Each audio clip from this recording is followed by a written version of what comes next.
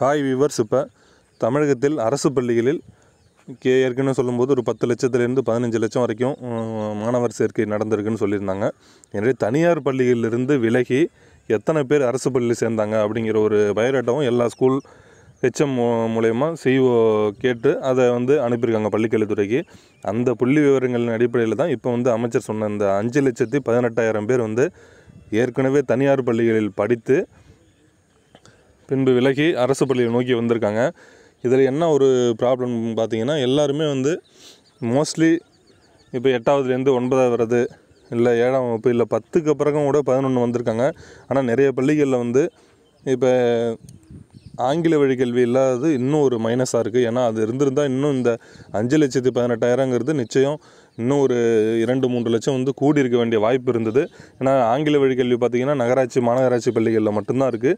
கிராமப்புறங்களில் இருக்கக்கூடிய பள்ளிகளுக்கு இல்லைன்னும் நிச்சயம் அதையும் இந்த ஆங்கில வழி கல்வியை விரிவுபடுத்துமாறு அரசுக்கு கல்வியாளர்கள் கோரிக்கை வச்சுருக்காங்க. அதே போல் இந்த எம்பிபிஎஸ் சீட்டில் பார்த்திங்கன்னா அரசு பள்ளி மாணவர்கள் எந்த மீடியத்தில் படிச்சிருந்தாலுமே போதும்னு சொல்லியிருக்காங்க. அது எய்டட் ஸ்கூல், ப்ரைவேட் ஸ்கூல்லாம் அதில் வரமாட்டாங்க. அந்த 7.5% உள் இடஒதுக்கீட்டில் வரமாட்டாங்கன்னு சொல்லிட்டாங்க. அதனால் இப்போ ஆங்கில வழி கல்வி ப்ரைவேட் ஸ்கூலில் 5வது வரைக்கும் படித்தவங்களும் இப்போ இது ஒரு வாய்ப்பாக எடுத்துகிட்டு மறுபடியும் சரி நமக்கு ஒரு சான்ஸ் இருக்குது. ஏன்னா இந்த 7.5% இடஒதுக்கீடால் வந்தவங்க கிடையவே கிடையாது. இந்த 5,18,000 பேருமே அதை நோக்கமாக வச்சு இனிமேல் தான் எல்லாருக்கும் ஒரு விழிப்புணர்வு இப்போ தான் வந்திருக்கு. சரிங்களா? இதுக்கு இப்போ இந்த 5,18,000 பேருமே வேறு ஏதோ ஒரு காரணத்துக்காக இந்த கொரோனா ப்ராப்ளமெல்லாம் கல்வி கட்டணம் அதிகமாக வசூலிக்கிறது, வேறு வெவ்வேறு காரணம். ஏன்னா இப்போ அரசு பள்ளி தொடர்ந்து நிறைய சாதனைகளை பண்ணிட்டு வராங்க. இந்த மாதிரி இதை பார்த்து தான் வந்தாங்களே ஒழிய இன்னும் இந்த மருத்துவ படிப்பில் 7.5% உள் இடஒதுக்கீடு ஒரு மிக பரவலாக எல்லாருக்கும் தெரிய ஆரம்பிச்சதுன்னா நிச்சயம் இது இன்னும் பல மடங்கு உயரும். இப்போ இந்த இங்கிலீஷ் மீடியம் இல்லாததால் இன்னும் ட்ராபேக்காக இருக்குது. அதனால தான் இந்த கல்வியாளர்கள் இல்லை சங்கங்கள் மூலயமா என்ன சொல்லியிருக்காங்கன்னா, எல்லா பள்ளிகளுக்குமே ஒரு நீங்கள் அனுமதி கொடுங்க.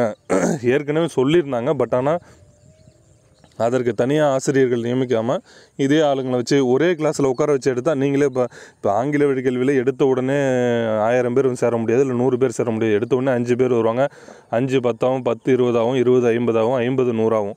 ஆனால் அந்த மாதிரி மெத்தடை அரசாங்கம் கடைபிடிக்கலைன்னு தான் நான் சொல்லுவோம். ஏன்னா ஏற்கனவே அரசு பள்ளிகளில் கொடுத்து கிராமப்புற பள்ளிகளும் கொடுத்து அவங்க மறுபடியும் ஸ்டூடெண்ட்ஸ் கம்மியாக இருக்குது, அதுக்குன்னு தனியாக கிளாஸ் காட்டக்கூடாதுன்னு சொல்கிறாங்க. பீரியட் பார்த்திங்கன்னா இங்கிலீஷ் மீடியம் தமிழ் மீடியம் ஒரே ரூமில் உட்கார வச்சு எடுத்தால் அதுதானே பசங்க விரும்புறதில்ல. பெற்றோர்கள் இந்த மாதிரியான தவறான விஷயங்கள் கேள்விப்படும் போது அவங்க முடிவை மாற்ற நிலைமைக்கு வராங்க. அதனால் இனிமேல் இது போல் பிரச்சனைகள் எதுவுமே இருக்கக்கூடாது.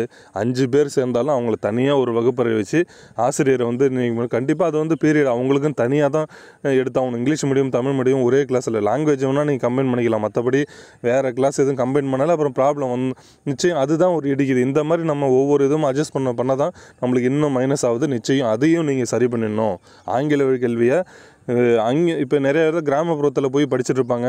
அவங்களுக்கு பக்கத்தில் இருக்கிற ஸ்கூலில் இங்கிலீஷ் மீடியம் இருக்காது. அவங்க என்ன செய்வாங்க? வேறு வழி இல்லை. அப்படி இதேமாரி இடம் கொடுக்கக்கூடாதுங்கிறதுக்காக தான் இப்போ வரும் கல்வியாண்டில் எந்த விஷயம் அதை போல் எல்லாருக்கும் அனுமதி கொடுத்து அவங்களுக்கு தனி பீரியட் அலாட் பண்ணி போஸ்டிங் அதிகமாக தேவைப்பட்டாலும் அந்த முறையில் பார்க்கும்போது நம்மளுக்கு எக்கச்சக்கமாக காலி இடங்கள் வரும். அதை தான் அவங்களும் சொல்லியிருக்காங்க. இப்போ 5,18,000 பேர் வந்திருக்காங்க. அடுத்த வருஷம் இந்த 7.5% உள் இடஒதுக்கீட்டில் இந்த ஆண்டு 303 மாணவர்கள் எம்பிபிஎஸ் சீட்டு வாங்கும்போது அதுதான் எல்லாருக்கும் ஒரு தாக்கத்தை ஏற்படுத்தும். எல்லாருக்கும் ஒரு எண்ணம் அப்போ தான் வரும். அப்போ இன்னும் பல மடங்கு அதிகரிக்கும். அப்போ நம்ம அதுக்கேற்ற மாதிரி நம்ம தயார் பண்ணிக்கணும்.